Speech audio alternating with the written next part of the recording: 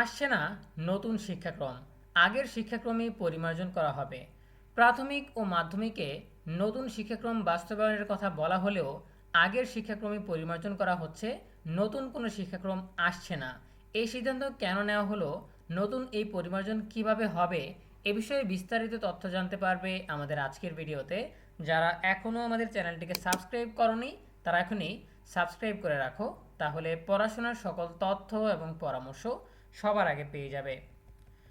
প্রাথমিক ও মাধ্যমিক স্তরের শিক্ষা ব্যবস্থায় নতুন শিক্ষাক্রম আসছে না।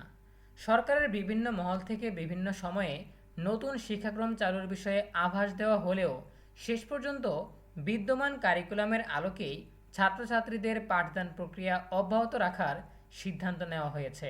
তবে নতুন কারিকুলাম না এলেও বর্তমান কারিকুলামে বড় ধরনের পরিমার্জন ও সংস্কার আনা হচ্ছে। সংশ্লিষ্ট সূত্রে জানা গেছে, শিক্ষার্থীদের আধুনিক, আদর্শ ও দক্ষ জনগোষ্ঠী হিসেবে গড়ে তোলার লক্ষ্যে বর্তমান পাঠ্যবইগুলোতে ব্যাপক পরিবর্তন আনা হবে।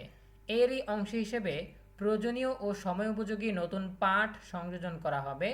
একই সঙ্গে শিক্ষার্থীদের উপর থেকে পড়াশোনার অতিরিক্ত মানসিক চাপ কমাতে শিক্ষাকে আরও সহজ ও আনন্দদায়ক করার উদ্যোগ নেওয়া হচ্ছে। পরিমার্জিত পরিকল্পনা অনুযায়ী চতুর্থ শ্রেণীর শিক্ষার্থীরা ক্রীড়া ও সংস্কৃতি নামে নতুন দুটি বিষয়ের বই পাবে। অন্যদিকে মাধ্যমিক স্তরের ষষ্ঠ শ্রেণীতে যুক্ত হচ্ছে দুটি পৃথক বিষয়, কারিগরি শিক্ষা এবং লার্নিং উইথ হ্যাপিনেস বা আনন্দময় শিক্ষা। শিক্ষার্থীদের পড়াশোনাকে আরও আনন্দদায়ক ও বাস্তবমুখী করতেই এই উদ্যোগ নেওয়া হয়েছে। শিক্ষার্থীদের বাংলা ও ইংরেজির পাশাপাশি আন্তর্জাতিক পরিমণ্ডলে টিকে থাকার জন্য যে কোনো একটি তৃতীয় ভাষা শিক্ষাদানের ব্যবস্থা করা হচ্ছে। শিক্ষার্থীদের বিভিন্ন ভাষাভাষীর সঙ্গে পরিচয় করিয়ে দিতে এবং বহির্বিশ্বে কর্মক্ষেত্রের সুবিধার্থে সরকার এই ভাষা দক্ষতার সুযোগ সৃষ্টি করছে। 2027 শিক্ষাবর্ষেও শিক্ষার্থীরা 2012 খ্রিস্টাব্দের পুরনো কারিকুলাম অনুযায়ী পাঠ্য বই পাচ্ছে। তবে 2018 খ্রিস্টাব্দ থেকে বড় পরিসরে পরিমার্জিত নতুন বই দেওয়া হবে। এই লক্ষ্যে জাতীয় শিক্ষাক্রম ও পাঠ্যপুস্তক বোর্ড এনসিডিবি বই পরিমার্জনের কাজ এখন পুরোদমে চলছে। জাতীয় শিক্ষাক্রম ও পাঠ্যপুস্তক বোর্ড এনসিডিবি সূত্রের বরাতে জানা গেছে, বর্তমান কারিকুলাম পরিমার্জনের একটি বড় ধরনের কর্মযজ্ঞ চলছে। এই লক্ষ্য বাস্তবায়নে শিক্ষা সংশ্লিষ্ট অংশীজন ও বিশেষজ্ঞদের নিয়ে পর্যায়ক্রমে বিভিন্ন কর্মশালার আয়োজন করা হচ্ছে। নতুন এই পরিমার্জন প্রক্রিয়ায় বিএনপি নেতৃত্বাধীন সরকারের নির্বাচিত ইশতেহারের সবার আগে বাংলাদেশ দর্শন এবং শিক্ষা সংস্কারের 31 দফা বিশেষভাবে গুরুত্ব পাচ্ছে বলে সূত্রটি নিশ্চিত করেছে। সংশ্লিষ্ট সূত্রটি আরও জানিয়েছে, একটি নতুন কারিকুলাম পুরোপুরি চালু করার জন্য পর্যাপ্ত সময় ও ব্যাপক গবেষণার প্রয়োজন। হুট করে শিক্ষার্থীদের উপর নতুন কারিকুলাম চাপিয়ে দেওয়া হলে তারা মারাত্মক সমস্যায় পড়তে পারে।